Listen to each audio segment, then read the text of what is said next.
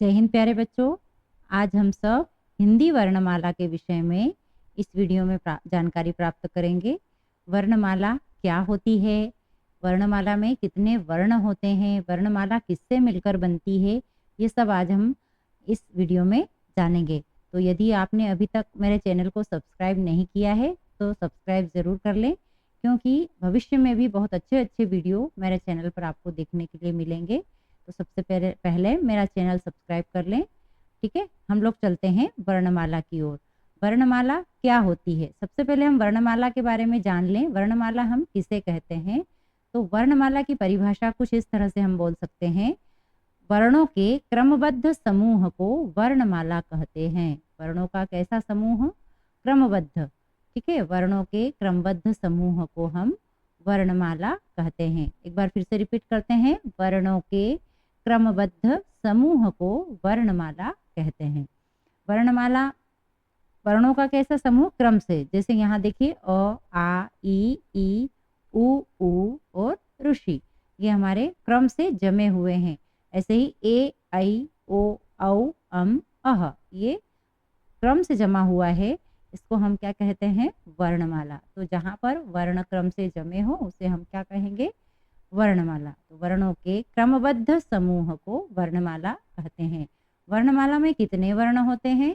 तो वर्णमाला में कुल 52 वर्ण होते हैं। कितने वर्ण होते हैं? 52, 52 लेटर्स होते हैं हिंदी वर्णमाला में। आपको पता है अंग्रेजी वर्णमाला में कितने वर्ण होते हैं? अंग्रेजी वर्णमाला में 26 वर्ण होते हैं, 26। लेकिन हिंदी वर्णमाला में इससे डबल 52 वर्ण होते हैं। ये 52 वर्ण में कुछ स्वर होते हैं, कुछ व्यंजन होते हैं, कुछ अतिरिक्त व्यंजन होते हैं। तो आज हम सब इनके बारे में जानेंगे। तो सबसे पहले हम लेते हैं स्वर। वर्णमाला किन दो चीज़ों से मिलकर बनी है? स्वर और व्यंजन। किससे किससे मिलकर बनी है वर्णमाला? स्वर और व्यंजन। तो सबसे पहले हम स्वर के बारे में जानेंगे। स्वर की परिभाषा क्या होगी? स्वर की परिभाषा हम इस तरह से बता सकते हैं, जिन वर्णों को बोलने में किसी अन्य वर्ण की सहायता नहीं ली जाए उन्हें हम स्वर कहते हैं। या जिन वर्णों को बोलने में किसी अन्य वर्ण की सहायता नहीं ली जाती उन्हें स्वर कहते हैं। तो स्वर मतलब जिनको ऐसे वर्ण जिन्हें बोलते समय हम किसी और वर्ण की सहायता नहीं लेते। तो उदाहरण के लिए हम देखते हैं अ को बोलने में हम किसी की सहायता ले रहे हैं? नहीं। आ को बोलने में भी किसी की सहायता नहीं हो रही है। ई, इस तरह से इन वर्णों को बोलने में किसी अन्य वर्ण की सहायता नहीं ली जाती है, इसलिए इन्हें हम क्या कहते हैं? इन्हें हम स्वर कहते हैं। ठीक है, तो स्वर कितने होते हैं? हिंदी वर्णमाला में स्वर 11 होते हैं। कितने स्वर होते हैं? 11। कौन कौन से? अ, आ, ई, उ और ऋषि। फिर ए, ऐ, ओ, औ। ठीक, ये ए, ऐ, ओ, औ, ये यहाँ तक स्वर होते हैं। क्या है ये? स्वर है। अब आता है आगे और अह। तो मतलब क्या होता है? अनुस्वार, है ना। को अनुस्वार भी कहा जाता है और अह को विसर्ग भी कहा जाता है। इसके साथ ही इन दोनों का एक नाम होता है अयोगवाह। इन्हें क्या कहते हैं हम?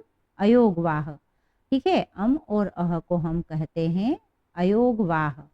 तो स्वर होते हैं 11। स्वर की परिभाषा एक बार फिर से, जिन वर्णों को बोलने में किसी अन्य वर्ण की सहायता नहीं ली जाती उन्हें हम क्या कहते हैं? स्वर कहते हैं। ठीक है, स्वर 11 होते हैं और जो और अह है, अनुस्वार है और अह विसर्ग है। इसके साथ ही ये दोनों अयोगवाह कहे जाते हैं। ठीक है, समझ में आ गया यहाँ तक? आगे चलते हैं हम व्यंजन की ओर। ठीक है, तो जो क है हमारा, क से लेकर ड़ और ढ़ तक के जो वर्ण होते हैं उन्हें हम क्या कहते हैं? व्यंजन। क्या कहते हैं? व्यंजन। तो व्यंजन की परिभाषा हम लोग जान लें। जिन वर्णों को बोलने में स्वर की सहायता ली जाती है उन्हें हम व्यंजन कहते हैं। ठीक है, जिन वर्णों को बोलने में स्वर की सहायता ली जाती है उन्हें क्या कहते हैं? व्यंजन कहते हैं। तो कैसे? जैसे क, मान लो क है तो इसको बोलकर देखिए क, क्या आ रहा है पीछे? अ। इसको बोलिए ख, क्या आ रहा है पीछे? अ। ग, ग को बोलने में भी अ आ रहा है। ङ, घ, सॉरी घ, इसको बोलने में भी पीछे अ आ रहा है। ङ। तो जिन वर्णों को बोलने में किसकी सहायता ली जाती है? स्वर की सहायता ली जाती है, उन्हें हम क्या कहते हैं? व्यंजन कहते हैं। ठीक है?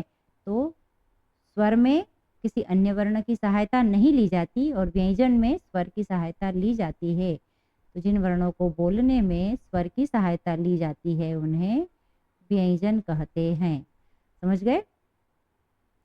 व्यंजन कितने होते हैं? व्यंजन की संख्या होती है 39। कितने होते हैं व्यंजन? 39। ठीक है? अब कौन कौन से व्यंजन होते हैं वो हम जानेंगे। तो क, ख, ग, घ, ङ, ये जो 5 वर्ण एक लाइन में हैं, इन्हें हम कहते हैं क वर्ग। ठीक है? कौन सा वर्ग कहेंगे इनको? क वर्ग। क वर्ग कहाँ से शुरू होता है? क से, और खत्म कहाँ तक होता है? ङ तक। तो क, ख, ग, घ, ङ, ये 5 वर्ण हैं। ये कौन सा वर्ग है? क वर्ग। क वर्ग को बोलते समय क, ख, ग, घ, ङ, क वर्ग को बोलते समय क्या हो रहा है? हमारे जो बोलने में जो ध्वनि है वो कहाँ से बाहर हो रही है? कंठ से। क, अंदर से आवाज आ रही है, इसलिए कंठ से जब ध्वनि बाहर होती है तो उन वर्णों को हम बोलते हैं कंठस्थ, कंठव्य व्यंजन। क्या बोलेंगे इन्हें हम? कंठव्य व्यंजन। उनसे व्यंजन कहे जाते हैं ये कंठव्य व्यंजन। क्यों? क्योंकि इनको बोलते समय ध्वनि जो है कंठ से बाहर हो रही है, इसलिए इन्हें कहेंगे कंठव्य व्यंजन। ठीक है? आगे देखेंगे हम, आ रहा है च वर्ग। च वर्ग में वही 5 वर्ण च, छ, ज, झ, ञ। ठीक है? ये 5 वर्ण कहे जाते हैं च वर्ग के। अब इस च वर्ग को बोलने में बोलकर देखिए च, छ, ज, झ, ञ। इन पांचों को बोलने में हमारी जिह्वा जो है तालु से स्पर्श कर रही है या तालु से टच हो रही है और ध्वनि बाहर हो रही है, इसलिए इन्हें तालव्य व्यंजन भी कहा जाता है। इन वर्णों को क्या कहा जाता है? च, छ, ज, झ, ञ, इन्हें तालव्य व्यंजन कहा जाता है। ठीक है? आगे हम आगे चलते हैं। यहाँ आता है ट वर्ग। ट वर्ग में कौन कौन से वर्ण होंगे? ट, ठ, ड, ढ, ण। ठीक है? इन वर्णों को जब हम बोलते हैं ट, ठ, ड, ढ, ण, तो इनको बोलने में हमारी जिह्वा किससे किससे स्पर्श कर रही है? मूर्धा से। जो तालु के पीछे वाला भाग होता है उसे हम मूर्धा कहते हैं। तो मूर्धा से टच होकर ध्वनि बाहर हो रही है, इसलिए इन व्यंजनों को मूर्धन्य व्यंजन भी कहते हैं। क्या कहते हैं? मूर्धन्य व्यंजन। ठीक है? ट, ठ, ड, ढ, ण, ये मूर्धन्य व्यंजन है। आगे आते हैं हम त वर्ग पर। त वर्ग में भी 5 वर्ण त, थ, द, ध, न। ठीक है? इन 5 वर्णों को बोलते समय क्या हो रहा है? क्या एक्टिविटी हो रही है? त। बोलकर देखिए त। हमारी जिह्वा किससे स्पर्श कर रही है? दांतों से। थ, थ में भी ऐसा ही हो रहा है, दांत से हमारी जिह्वा स्पर्श हो रही है। तो इन पांचों वर्णों को हम बोलते हैं दंतव्य व्यंजन। क्या बोलते हैं? दंतव्य व्यंजन। क्यों बोलते हैं? क्योंकि इनका उच्चारण करते समय हमारी जिह्वा हमारे दांतों को स्पर्श कर रही है और ध्वनि बाहर हो रही है, इसलिए इन्हें कहते हैं दंतव्य व्यंजन। ठीक है? अब आता है प वर्ग। क्या आता है? प वर्ग। प वर्ग के वर्ण कौन कौन से? प, फ, ब, भ और म। ये प वर्ग के 5 वर्ण हुए। ठीक है? तो प को बोलते समय प, फ, ब, भ और म। कहाँ हो रहा, क्या हो रहा है यहाँ पर? क्या एक्टिविटी हो रही है? हमारे जो दोनों ओठ है वो दोनों एक दूसरे को स्पर्श कर रहे हैं और ध्वनि बाहर हो रही है। तो इसलिए इन पांचों जो वर्ण है इन्हें हम ओष्ठ्य व्यंजन कहते हैं। इन पांचों को कौन से व्यंजन कहा जाता है? ओष्ठ्य व्यंजन। ठीक है, प से म तक कौन से व्यंजन होंगे? ओष्ठ्य व्यंजन। सबसे पहले हमने पढ़ा क वर्ग कौन सा व्यंजन है? क वर्ग कंठव्य व्यंजन है। च वर्ग तालव्य है। ट वर्ग मूर्धन्य है। त वर्ग दंतव्य है और प वर्ग ओष्ठ्य है। ठीक है, अब आता है य, र, ल और व। वो य, र, ल और व, इन्हें हम अंतस्थ व्यंजन कहते हैं। इन चारों का नाम क्या है? अंतस्थ व्यंजन। ठीक, उसके आगे आते हैं ये जो चार वर्ण दिए हैं, इनको इसे बोलते हैं श। ये है श, ये है स और ये है ह। तो सबसे पहले जो है उसे हम कहते हैं तालव्य श। इसको बोलते समय हमारी जिह्वा तालु से टच होती है और इसलिए इसे तालव्य श कहा जाता है। हम बोलने में भी इसका स्पष्ट उच्चारण करेंगे तब हमें पता चलेगा श। ठीक है, ये श है। और जो षटकोण का जो हम बोलते हैं उसे हम कहते हैं मूर्धन्य। इसको बोलते समय हमारी जिह्वा मूर्धा से स्पर्श करती है, श। ठीक है, ये श है, ये मूर्धन्य है, श। और जो तीसरे नंबर का है उसे हम कहेंगे स। क्या कहेंगे इसे हम? स। इसको बोलते समय हमारे दांतों से हवा बाहर होकर ध्वनि आ रही है, इसलिए इसे हम कहेंगे स। स किसका होता है? सपेरे का। तो सपेरे का स क्या है? दंतव्य स है। ठीक है, श शकर का तालव्य है, श षटकोण का मूर्धन्य है और स सपेरे का दंतव्य स है। ठीक है, उसके बाद आता है ह। तो श, श, स, ह, इन चारों का नाम है ऊष्म व्यंजन। इन्हें हम क्या कहते हैं? ऊष्म व्यंजन। ठीक है, यहाँ तक आपको क्लियर हुआ? सबसे पहले हमने कौन सा श पढ़ा? दंतव्य, तालव्य या मूर्धन्य? बताइए जरा। सबसे पहले हमने पढ़ा, ध्यान रखें, तालव्य। हमारे ये जो श है उसको बोलते समय जो है हमारी जिह्वा तालु को टच कर रही है, तालु से टच हो रही है, इसलिए इस श का नाम है तालव्य। कौन सा श है यह? तालव्य। ठीक है, जो षटकोण का श है इसको बोलते समय मूर्धा से जिह्वा टच हो रही है, इसलिए मूर्धन्य कहेंगे इसे। और ये जो स है इसको बोलते समय दांतों से जिह्वा स्पर्श करके हवा बाहर कर रही है, इसलिए दंतव्य स कहेंगे इसे। मूर्धा से टच हो तो मूर्धन्य, दांतों से टच हो तो दंतव्य। ठीक है, तो ये श बोलने में सभी लोग बहुत ही गड़बड़ करते हैं। हमें ध्यान रखना है श, श, स, इन तीनों का उच्चारण स्पष्ट इस तरीके से होना चाहिए। तो ये चार क्या कहे जाते हैं? ऊष्म व्यंजन। क्या कहते हैं इनको? ऊष्म व्यंजन। ठीक है, आगे बढ़ते हैं हम। आता है क्ष, त्र, ज्ञ और श्र। इन चारों का नाम है संयुक्त व्यंजन। इनको संयुक्त व्यंजन क्यों कहा जाता है? क्योंकि यह मिला जुला रूप है, दो वर्णों से मिलकर बना है, इसलिए इन्हें संयुक्त व्यंजन कहते हैं। जो क्ष है वो किससे मिलकर बना है? आधे क से और षटकोण का श, इनसे मिलकर बना है क्ष। तो हम बोलते समय क्या बोलेंगे, कैसे बोलेंगे?